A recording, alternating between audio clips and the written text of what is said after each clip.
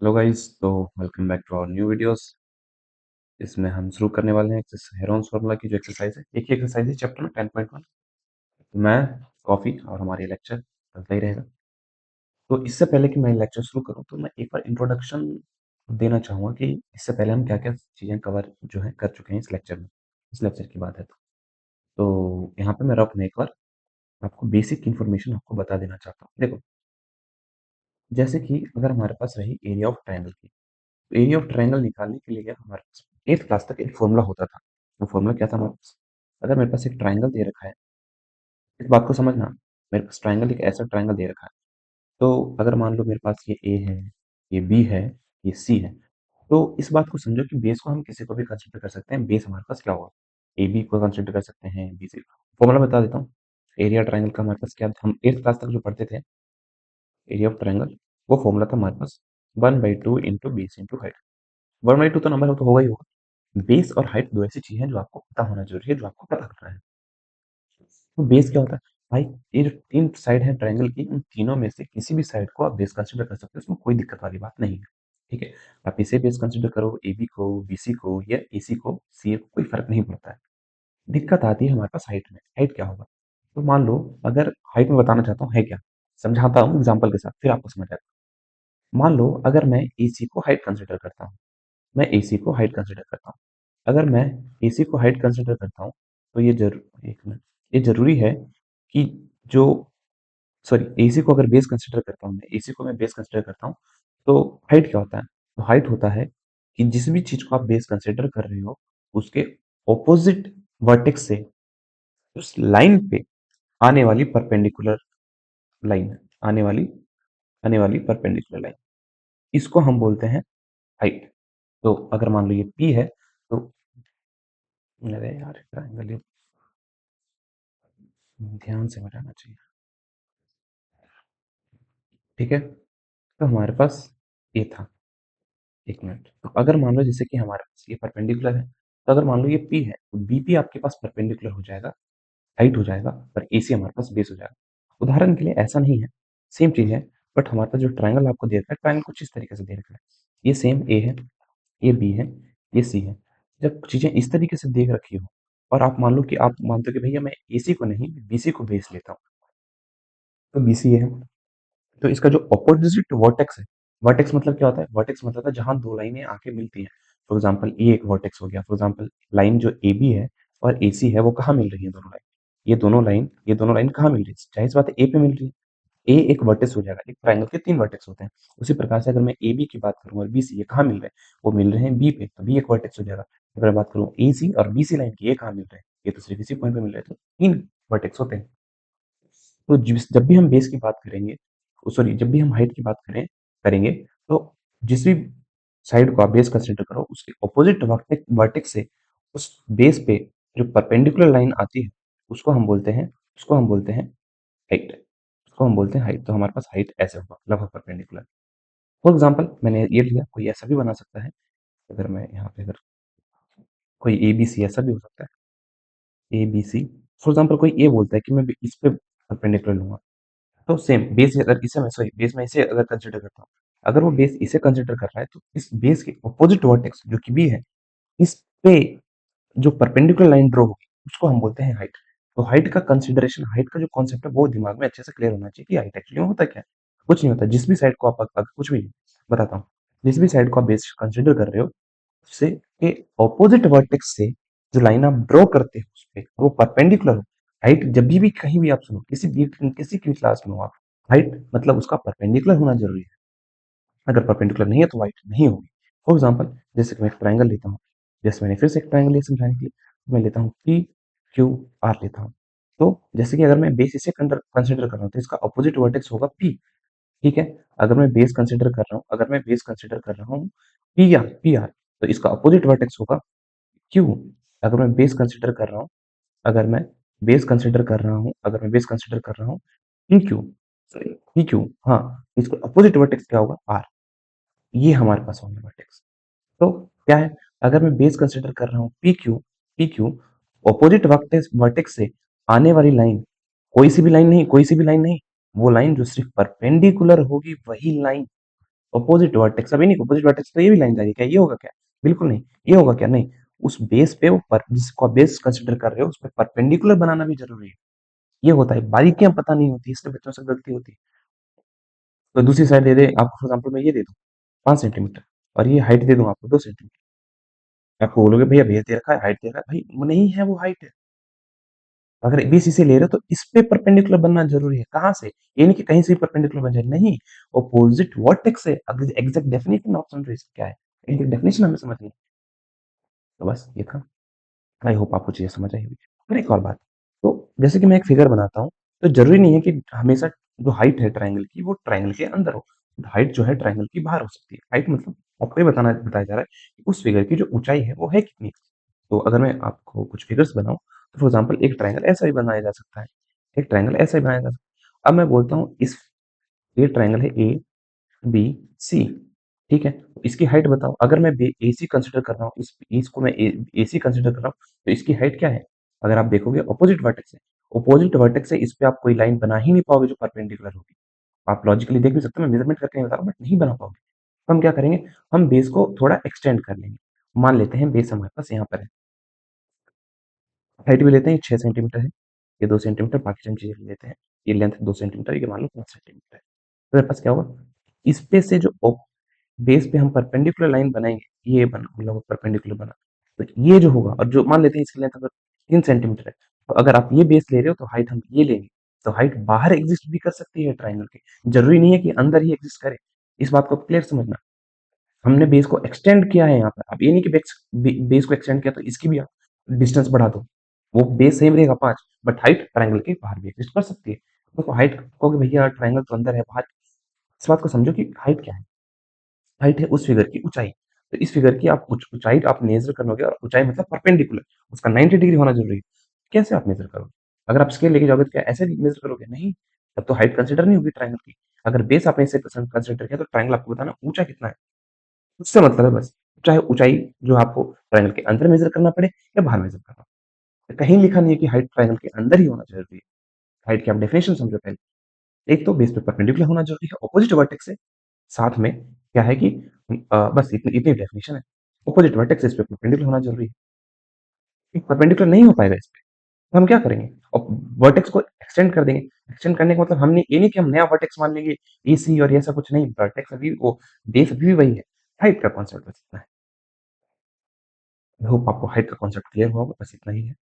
ठीक है, उसके बाद हमने देखा था, ये बचपन में formula 1/2 into base into height था, ठीक है, बट अब क्या है हमारे पास इस ट्रायंगल में, क्या है इस चैप्टर में हमारे पास है, इस चैप्टर में हमारे पास है एक हेरोन साहब थे हमारे पास, बहुत बड़े मैथमेटिशियंस थे, इन्वेंटर थे, फिजिसिस्ट थे। इन्होंने एक फॉर्मूला, इन्होंने बोला कि यार एक बात बताओ, ट्रायंगल का formula 1/2 B into base into height तो है ही, तो क्या अगर मेरे पास ए साइड हो बी साइड हो, सिर्फ मेरे को हाइट नहीं पता हो, सिर्फ साइड ही पता हो, तो क्या मैं फॉर्मूला निकाल सकता हूँ ट्रायंगल फॉर्मूला, बिल्कुल निकाल सकते हैं हम। उन्होंने क्या बोला कि कुछ काम किया, और उन्होंने एक फॉर्मूला निकाला, उन्होंने दिया area of triangle equal to under root S, S minus A, S minus B, और S minus C.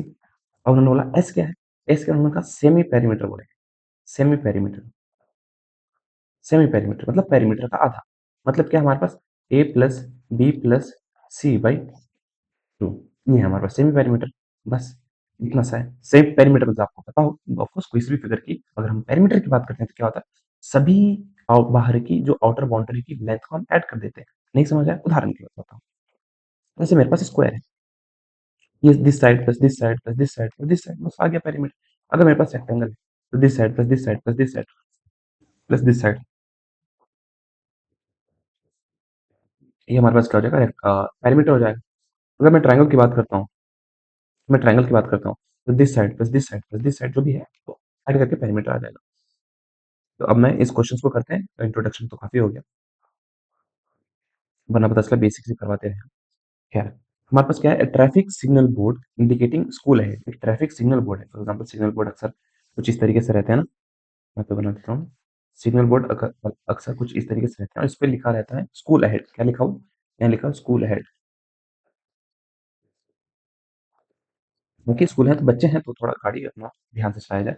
Is an equilateral triangle with side है, एक इक्विलेटरल ट्राइंगल है जिसका साइड ए है, ए है, ए है। Find the area of a signal board using Heron's formula, its perimeter is 180 metre. इसका perimeter आपको दे रखा है, साइड नहीं दे रखा है। What will the area of signal board, और सिग्नल बोर्ड का एरिया कितना होगा, बहुत इजीली हम निकाल सकते हैं। तो क्या होगा, सबसे पहले तो हम सेमी पेरीमीटर निकालेंगे, जो कि होगा सेमी पेरीमीटर का था, तो पी ए बाई टू। तो आपको पेरीमीटर दे रखा है 180, sorry P P by two, तो पेरीमीटर दे रखा है 180, 180 बाई टू, 9 से 18 0, तो हमारे पास सेमी पेरीमीटर जो है हमारे पास 90 आ गया। ठीक। अब एक काम करते हैं, अब बताओ, इसने बोला सभी साइडों को जोड़ के 180 आया ना, मतलब अगर इक्विलेटरल ट्रायंगल है तो जाहिर सी बात है साइड साइड इक्वल्स होंगे, जो कि ए प्लस ए प्लस ए, अगर मैं सभी साइडों को जोड़ देता हूँ तो 180 आ जाएगा, तो 3 ए इक्वल टू 180 आ जाएगा।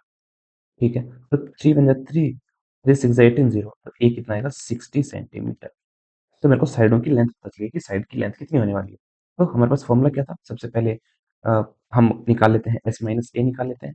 एस माइनस ए मतलब एस कितना है हमारे पास, एस है 90, 90 माइनस 60 निकाल लेते हैं, plus minus B, equilateral equilateral triangle है तो सारी साइडें सेम ही होगी, और एस माइनस सी, 90 माइनस 30, तो हमारे पास कितना आ जाएगा, ये सॉरी 60, हमारे पास ये 30 आ जाएगा, ये 30 आ जाएगा, ये 30 आ जाएगा।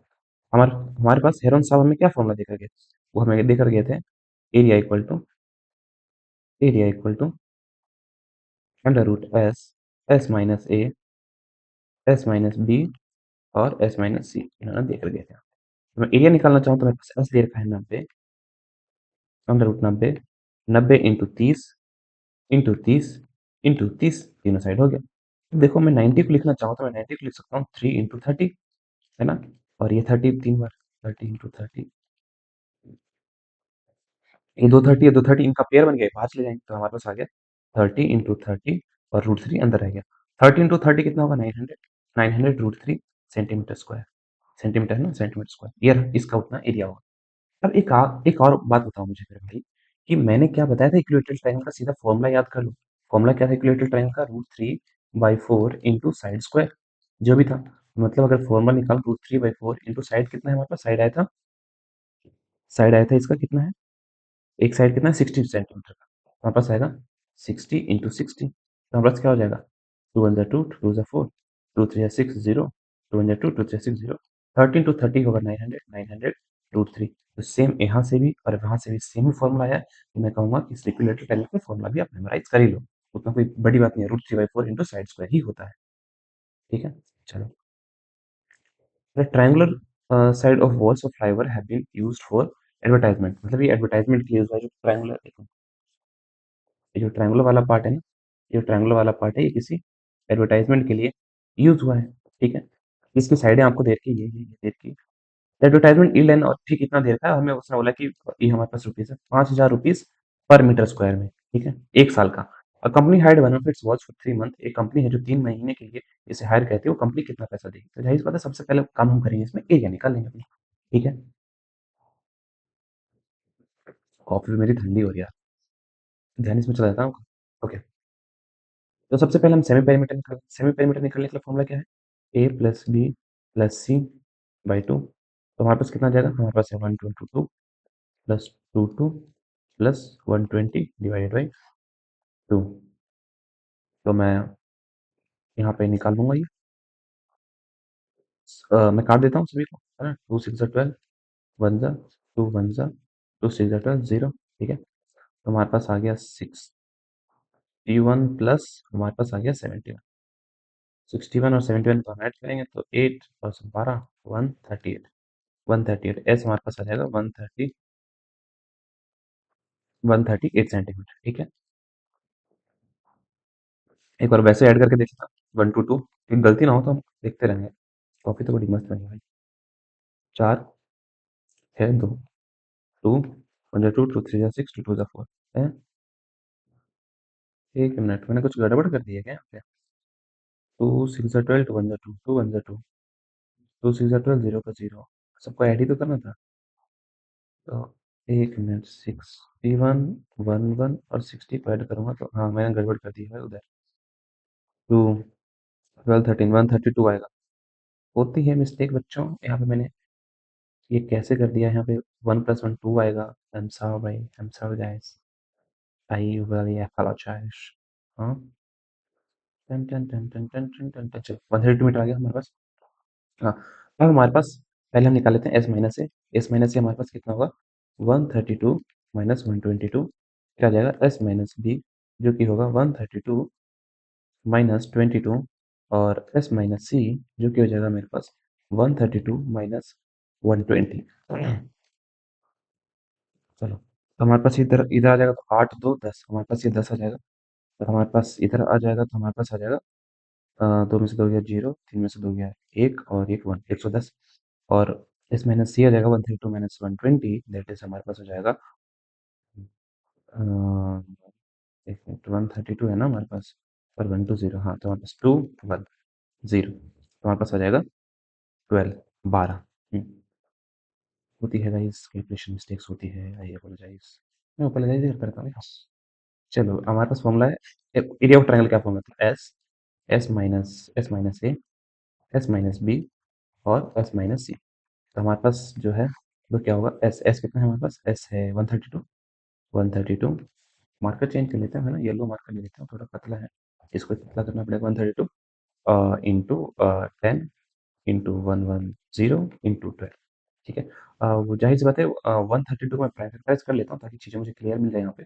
132 को प्राइम फैक्टराइज करते हैं यहाँ पे, 2 इंटू 2, 2 6 12, 2 6 12, ठीक है, फिर 2, तो मैं लिख सकता हूँ 3 6, 3 6, फिर 3 1 जा, तो 4 और 3 ये तो 12 हो गए, है ना। तो मैं इसको लिख सकता हूँ 12 इंटू 11, 12 इंटू 11 इंटू 10, मैं इसको लिख सकता हूँ 110 को लिख सकता हूँ इंटू 10 इंटू 11 और इंटू 12। अब देखो सभी के पेयर मिल गए, है ना, इस 11 के पेयर हैं तो 5 के 11 हो गया, इंटू इस 12 के पेयर बन गए, 12 बन गया, और 10 को 10 बन गया हमारे पास। तो जाहिर सी बात है, अब वो 11 को मुझे मल्टीप्लाई करना है 12 से, तो मैं मल्टीप्लाई नहीं करूँगा, आपको पता है, 1 को इधर 11 को हो मल्टीप्लाई करना और 2 डिजिट का हो तो मल्टीप्लाई करना आना चाहिए। तो 1 को इधर लिख दो, 2 को इधर लिख दो, इन दोनों अंक को जोड़ दो, 1 2 3, तो आ जाएगा लास्ट में 0 है तो 1320 मीटर स्क्वायर एरिया आ जाएगा। इतना एरिया है उस ट्रायंगल एरिया का। तो बोला क्या उसने, अब बोला है उसने, यहाँ पे मैं इसको इरेज करना चाहूंगा, वो उसने बोला है advertisement of an yield 5000 rupees per metre square. तो कितना ले रहा है पैसा ये, मतलब ये ले रहा है, मतलब ये रहा है 5000 रुपये में कितना पेंट कर रहा है, 1 मीटर स्क्वायर पेंट कर रहा है। आपको यूनिटरी मेथड अगर आती होगी तो फिर आपको ये इतनी बड़ी बात नहीं है। तो यूनिटरी मेथड क्या कहता है कि अगर 1 मीटर स्क्वायर में इतना पेंट हो रहा है, तो अगर मैं 1320 से मल्टीप्लाई कर दूंगा तो उतना में पूरा पेंट हो जाएगा, ठीक है। 1320 इंटू मेरे पास कितना आ जाएगा, 5000, इसको मैं मल्टीप्लाई कर दूंगा तो मेरे पास इतना आ जाएगा, ठीक है। कितना आ जाएगा, रुपीज। तो एक काम करो, ये तो पूरे साल के लिए था ना, पूरे साल के लिए था, हमें तो सिर्फ 3 महीने के लिए चाहिए। पूरे साल में कितने होते हैं, 12 महीने। अगर मैं इसको 12 से डिवाइड कर दूंगा तो मेरे को कितने के लिए मिल जाएगा, मेरे को 1 महीने के लिए मिल जाएगा। इसको बाद में 3 से मैं मल्टीप्लाई कर दूंगा तो मेरे को 3 महीने के लिए मिल जाएगा, है ना। ये पूरी जो पैस देखो, समझो समझो समझो समझो समझो, यूनिटरी मेथड ना आपको आनी चाहिए। एक मिनट मैं दिखाता हूँ। देखो, 1 मीटर स्क्वायर में 5,000 रुपये लगते हैं, ठीक है। तो मुझे लगा था इतने में पेंट करने में, इतना इतना इतना का एडवर्टाइज करने में कितने पैसे लेंगे, तो वो एक काम करता हूँ, 1320 से दोनों साइड मल्टीप्लाई कर दूँ, इक्वलिटी ट्रू होगी, ठीक है। अभी तो 1320 इंटू 1 मीटर, तो स्क्वायर से फर्क नहीं पड़ेगा, यही का। इस साइड अगर मैं मल्टीप्लाई कर दूँ तो 132, अभी मल्टीप्लाई नहीं करते, कितने पिटने का भी तो कुछ काम होगा, 1320 इंटू 5000, तो हमारे पास इतने रुपए आ गए। अब समझो, उसने बोला था मेरे पास, मुझे पता चल गया कि इतने को पेंट करने में कितने रुपए लगेंगे, इतने रुपए लगेंगे, बट ये 12 महीने का है, हमें तो सिर्फ 3 महीने से मतलब है।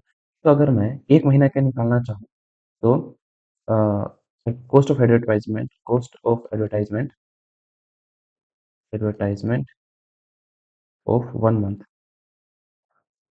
इसका जाएगा 1320 को, अगर मैं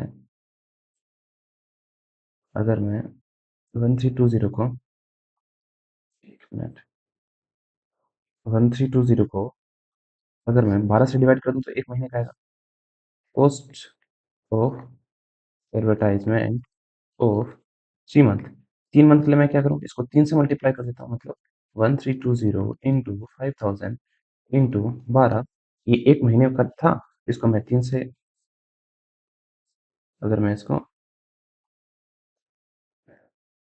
3 से मल्टीप्लाई कर देता हूँ तो आ जाएगा मेरे पास, 3 × 3 3 4 12। अब देखो हमारे पास 13204 से कट जाएगा कि नहीं, 1320 को 4 से देखते हैं, 4 3 ज़ा 12, 1 2 3 ज़ा 12, चला गया, 0 आ गया, हमारे पास कितना आएगा 330 यहाँ पे आ गया, ये पूरा कट गया, हमारे पास कितना आ गया 330, ठीक है। तो हमारे पास पैसा कितना आएगा 33 को 5 से मल्टीप्लाई कर देते हैं, यहाँ पे करते हैं 33 को 5 से मल्टीप्लाई करते हैं 15 5 15 16 165 ठीक है। और एक जीरो यहाँ पे, तो एक जीरो यहाँ पे 3 जीरो था, 3 जीरो, तो हमारे पास 16,50,000, बहुत ज़्यादा महंगा भाई। बहुत ज़्यादा महंगा। पर कोई नहीं, हम उससे क्या मतलब, तो रुपीज़ का सिंबल लगा देंगे हम। और तो कहीं कुछ पूछा था ना इसने, कुछ amount how much did it पे, ठीक है। चलो, दिक्कत है ना कि देखो एरिया निकाल लोगे, दिक्कत है कि अगर यूनिटरी मेथड नहीं आता है तब दिक्कत होगी। ये सब क्योंकि पूरा काम यूनिटरी मेथड का है। मैं उसमें एक सेपरेट वीडियो सोच रहा हूँ बनाने के लिए, पहले मैं भी बहुत ज़्यादा हेक्टिक, 10th का भी सिलेबस टाइम पे कंप्लीट करना है, फिर वन शॉट भी लाना है, उसके लिए बहुत हेक्टिक चल रही है, बहुत काम चल रहा है उसके पीछे, क्योंकि क्वेश्चन ना सेलेक्ट करने होते हैं।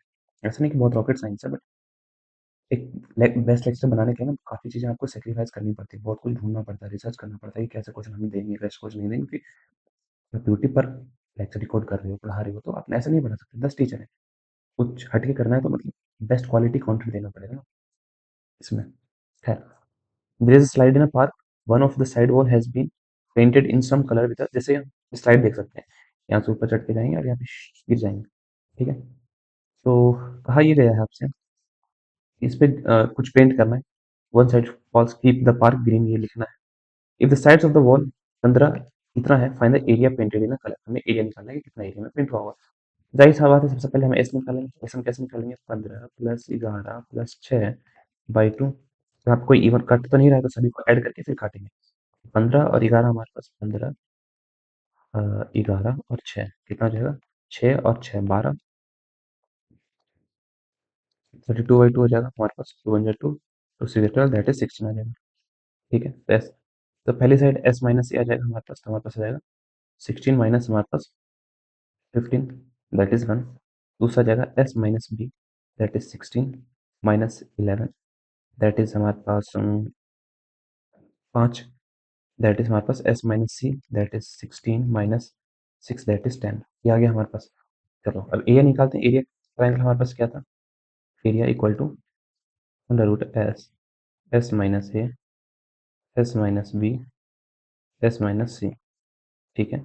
एरिया क्या होगा, अंडर रूट एस, एस कितना है हमारे पास 16 into S minus A, that is 1, S minus B, that is 5, S minus C, that is 10, हमारे पास कितना आएगा, ये तो जाहिर सी बात है, देखो ये तो 4 इंटू 4 हो गया, 1 कुछ रहा नहीं, 5 हमारे पास एज इट इज रहेगा, और इसको मैं लिख सकता हूँ 5 एज इट इज रहेगा, और 10 जो है हमारे पास इंटू लिख सकता हूँ 5 इंटू 2, तो ये और ये बाहर चला जाएगा, तो हमारे पास आ जाएगा 4 इंटू 5 इंटू और रूट 2 तो अंदर ही रहा, 4 5 20, तो 20 रूट 2 मीटर स्क्वायर, बस मीटर ही है ना, ये सेंटीमीटर नहीं मीटर है, तो हमारे पास ये एरिया आ गया, ठीक है।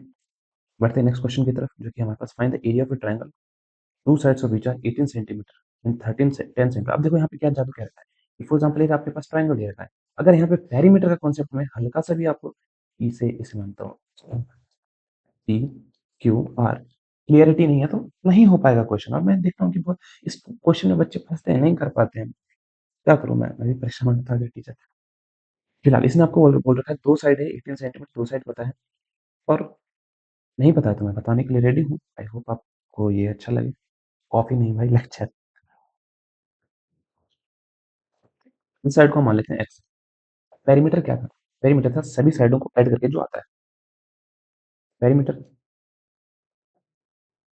पेरीमीटर इक्वल टू क्या आएगा 18 प्लस 10 प्लस एक्स, और ये आपको दे रखा है कि वो 42 है, तो 18 प्लस 10 कितना होगा 28, प्लस एक्स इक्वल टू 42, दूसरी साइड आ जाएगी हमारे पास X equal to 42 minus 20, X equal to 12 में से 8 गया हमारे पास 4 आ जाएगा, ठीक है, और 3 में से 2 गया 1 आएगा, तो हमारे पास एक्स आ जाएगा, ये लेंथ हमारे पास कितनी थी 14 सेंटीमीटर ना, सेंटीमीटर थी, तो हम एस निकालेंगे। बस हमारे पास क्या होगा, पेरीमीटर आपको दे रखा है, आपको कुछ बच्चे क्या कहते हैं सभी साइडों को ऐड करके फिर 2 से डिवाइड करते हैं, नहीं भाई पेरीमीटर आपको दे रखा है, सीधा 42/2 कर, मतलब यहाँ पे फॉर्मूला लिख देता हूँ, perimeter by 2 that is 42/2, that is 2 1 2 2 4 1 2, 21 equal to S हमारे पास आ गया। मैं मार्कर चेंज कर देता हूँ और इस मार्कर को पतला कर देता हूँ, ये कुछ ज़्यादा ही मोटा है यार, हमें तो ये भी मतलब है। और एस हमारे पास फॉर्मूला क्या, पहले हम एस माइनस ए निकाल लेते हैं। तीन चीज़ें, S minus A that is हमारे पास कितना आएगा, एस कितना दिया था 21 आया तो है ना 21, 21 माइनस 18, फिर आएगा S minus B that is 21 minus 10 and that is S minus C that is 21 minus 14। तो 2 और 1 3 आ जाएगा यहाँ पे, ठीक है। 21 माइनस 10 हमारे पास आ जाएगा 10 और 1 11, और हमारे पास 21 माइनस 14 6 और 1 7, 7 आ जाएगा।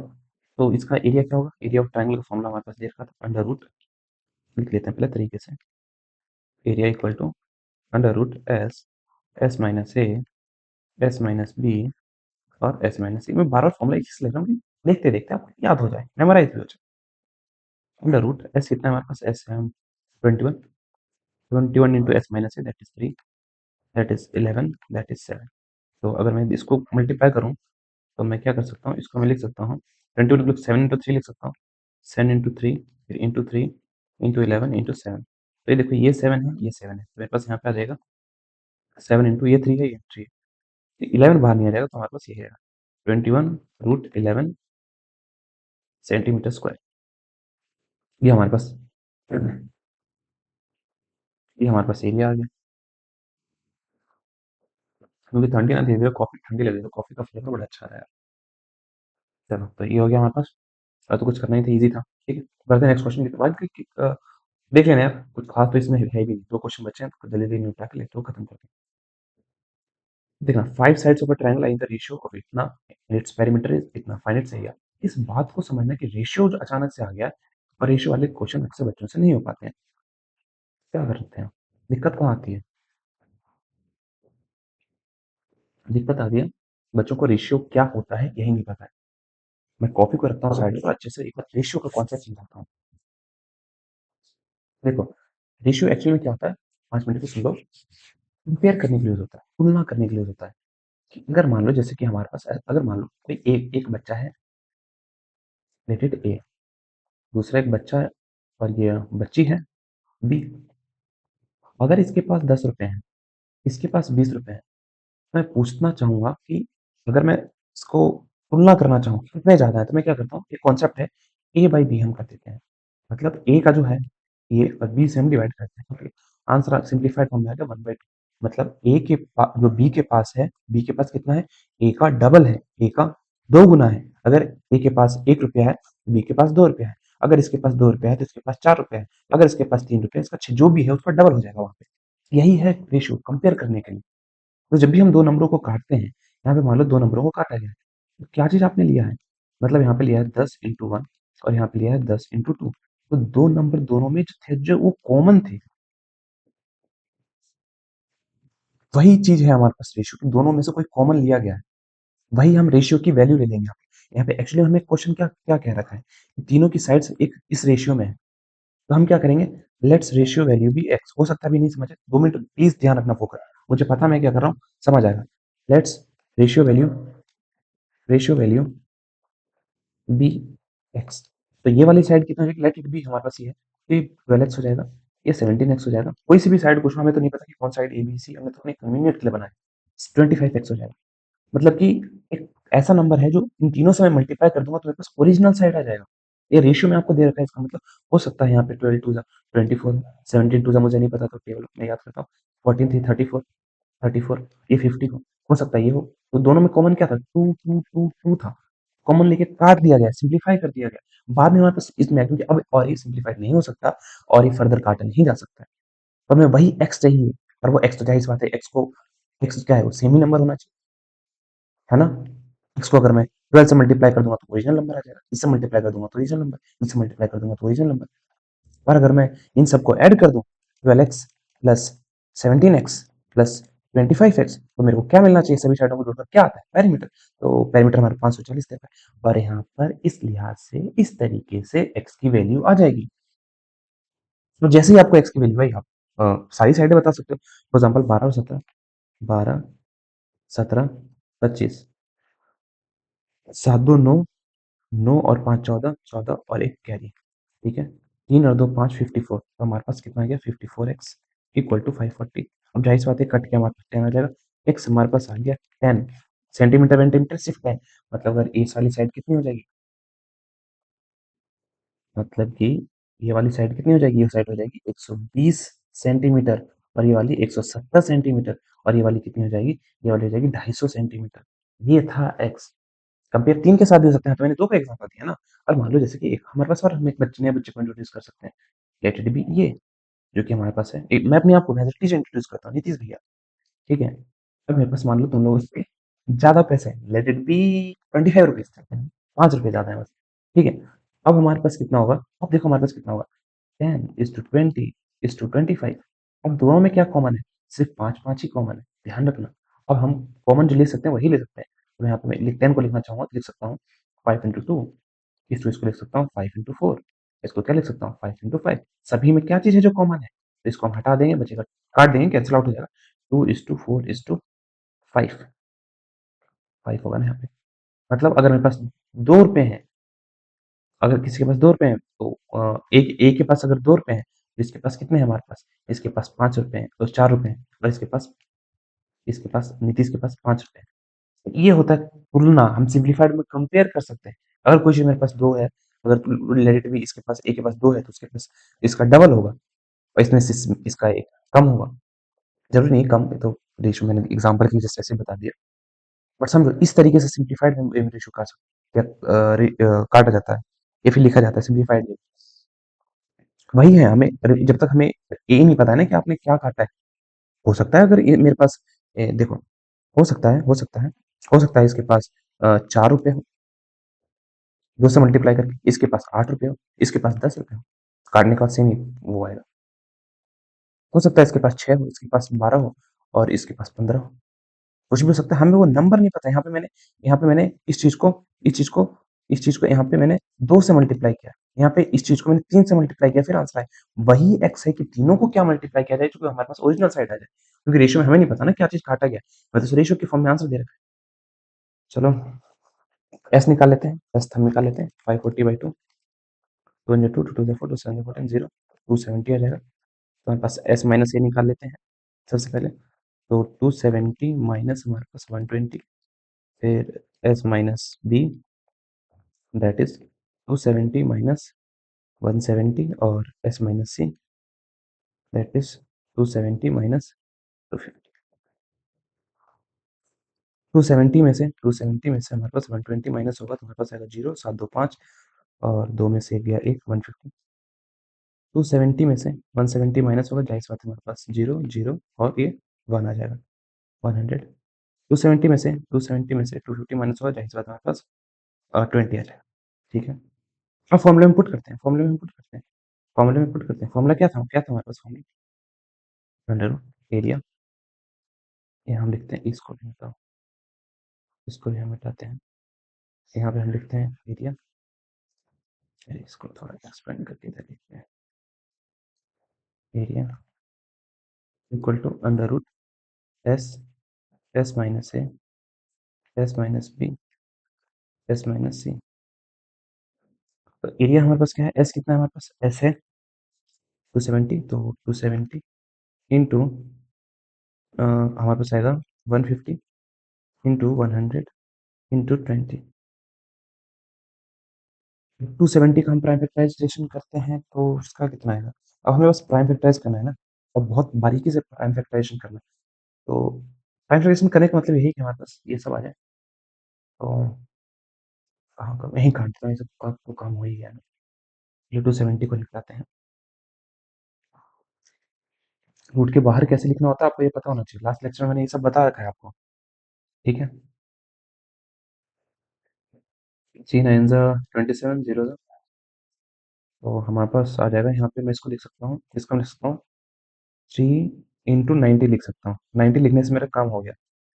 ठीक है, मैं 150 को क्या लिख सकता हूँ, 150 को मैं लिख सकता हूँ 5 × 30 लिख सकता हूँ मैं। 5 3, हाँ, 5 × 30 लिख सकता हूँ मैं। 100 को तो 100 ही लिखने देते हैं। और 2 को क्या लिख सकता हूँ, 20 को क्या लिख सकता हूँ, 2 इंटू 10 लिख सकता हूँ। अब देखो हमारे पास क्या होगा, जो 3 है 30 है एक्चुअली में, देखो देखो 10 तो चलो मैंने पूरा अरेंज करके फिर ही समझाता हूँ।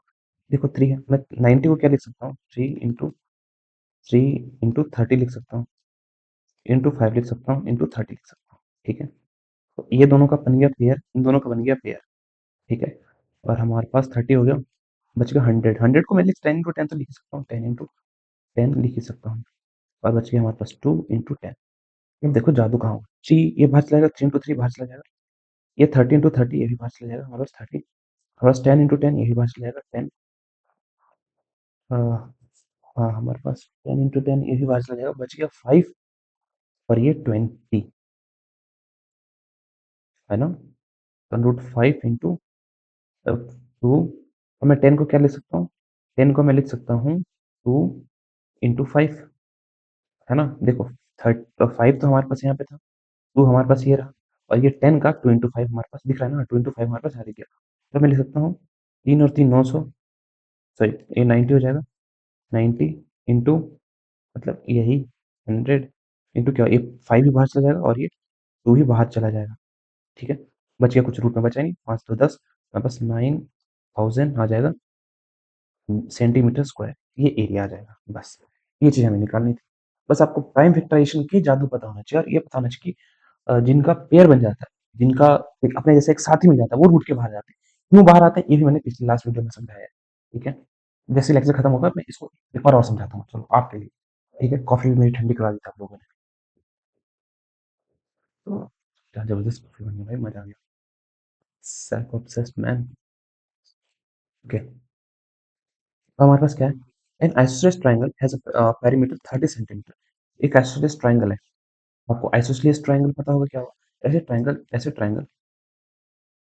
ऐसे ट्राइंगल जिनके दो साइड्स इक्वल होते हैं उन्हें हम बोलते हैं isosceles triangle. Related A B C है, isosceles triangle has a perimeter, perimeter उसको दे रखा है 30 सेंटीमीटर है, इक्वल साइड जो है 12 सेंटीमीटर। मान लो जो आइसोसेलेस में ऐसे ट्राइंगल्स होते हैं जिनके दो साइड्स इक्वल होते हैं, तो मान लेते हैं ये वाली इक्वल साइड्स है, तो ये इक्वल साइड्स जो है 12-12 सेंटीमीटर के, 12 सेंटीमीटर ये हो गया, 12 सेंटीमीटर ये हो गया, ये मुझे नहीं पता, तो इसको मैं एक्स मान लेता हूँ।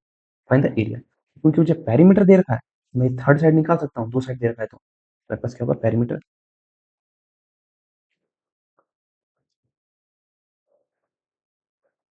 Perimeter equal to 12 plus X equal to 24 plus x.